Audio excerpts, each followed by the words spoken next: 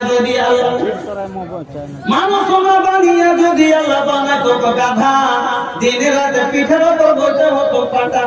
গাধা বানিয়ে যদি আল্লাহ বানাইতে ঘোড়া, পিঠের উপরে চলতে চলতে খেতে হতো ঘোড়া। ঘোড়ার গাধা বানিয়ে যদি আল্লাহ বানাইতেন বল, দিনে রাতে জুয়াল নিয়ে টানতে হতো কামাল। বলেন তাহলে আল্লাহ শুকরিয়া আদায় করবেন না যে আমি আল্লাহ কত আপনাকে আমাকে দামি করেছে, যে আপনাকে আমাকে মানুষ করেছে।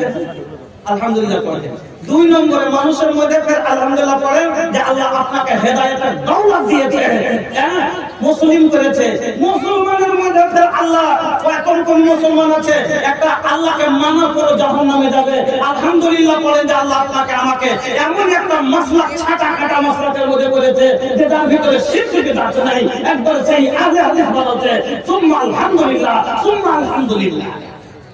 বন্ধুরা আমার, এই কোরআন না পেলে আল্লাহকে চিনতাম না, এই কোরআন না পেলে রাসূলকে চিনতাম না, এই কোরআন না পেলে দ্বীন বুঝতাম না, এই কোরআন না পেলে এই সভা চোখে দেখতে পেতাম না, এই কোরআন না পেলে এই জান্নাতের অধিকার পেতাম না। বন্ধুরা আমার, সবকিছু দিয়েছে এই কোরআন। তবে জানেন এই কোরআন আপনার কাছে আমার কাছে আসতে, আপনাকে আমি পরে কথা শোনাবো ইনশাআল্লাহ যদি আপনারা ধৈর্য রাখেন। এই কোরআন আপনার কাছে আমার কাছে এমনি আসেনি। এই কোরআন খাতা আপনার কাছে আমার কাছে আসতে জানেন সুবহানাল্লাহ। আমার নবী যখন আপনার আমার জন্য কোরআনকে প্রচার করতেছিলেন, মক্কার বড় বড় জালেমেরা কি বলেছিল নবীকে, এসে মুহাম্মদ তুমি যদি মক্কার সবচাইতে বড় প্রপার্টিওয়ালা হতে চাও দেব, কিন্তু তুমি কোরআনের প্রচার করো না। মুহাম্মদ যদি তুমি চাও তোমাকে বাদশা বানিয়ে নিব, তুমি বাদশা থাকো আমাদের, কিন্তু তুমি এই কোরআনের প্রচার করো না।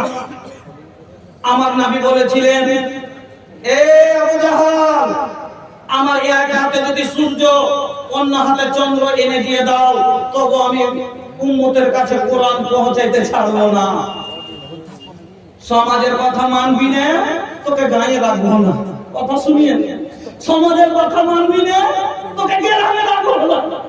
আমার নবীকে বয়কট করলো, ইয়াঘরে করে দিল।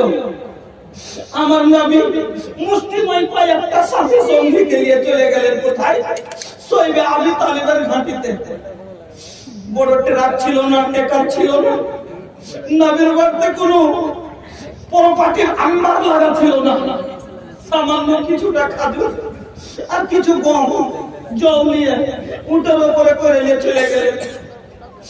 প্রথম যখন গেলেন ওগুলো বাঁচিয়ে বাঁচিয়ে খাচ্ছেন, কিন্তু কতদিন খাবেন?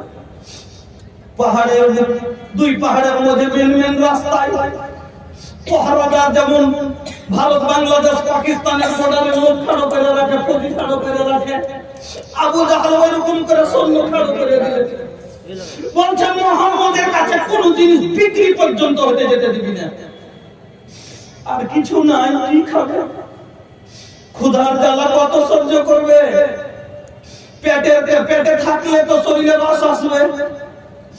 মহিলারা যে কটা মহিলা গিয়েছিলেন ছোট ছোট বাচ্চা নিয়ে, বাচ্চা কিলকারি শোনা যায় না, মারি স্তন থেকে দুধ হারিয়ে গেল, বাচ্চারা ক্ষুধার জ্বালে কাউ কাউ করছে। আবু জাহাল তালিম হচ্ছে, আবু জাহাল তালিম হচ্ছে। দিন প্রচার করবি, কোরআন প্রচার করবি, কেমন মজা লাগে। পেটের জ্বালা সহ্য না করতে পেরে গাছের ছাল গাছের পাতা খেতে শুরু করল। আপনার আমার বাড়িতে যদি একটু মাংস শাক রান্না হয়, এই রান্নাতে একটু তেল লবণ কম হলে খেতে পারি না। গাছের চামড়া কি আর খেতে পারা যায়? এই বকরি গরু উঠে যেগুলো খাই, সেই ছাল খাওয়ার পরে মানুষ পায়খানা করে, পায়খানা হবে কষের জ্বালাই, পায়খানা বের হওয়ার আগে চোখে জল বের হয়ে যায়। সেই কষ্ট করে এই দ্বীনের প্রচার হয়েছে। এই কোরআনের প্রচারের জন্য বদরের মাটিতে 14 সাহাবীর গর্দন গেছে। এই কোরআনের জন্য উহুদের কোরআনতে 70 সাহাবীর গর্দন গেছে। এই কোরআনের জন্য আমার নবীর মুখের দাঁত পর্যন্ত চলে গেছে।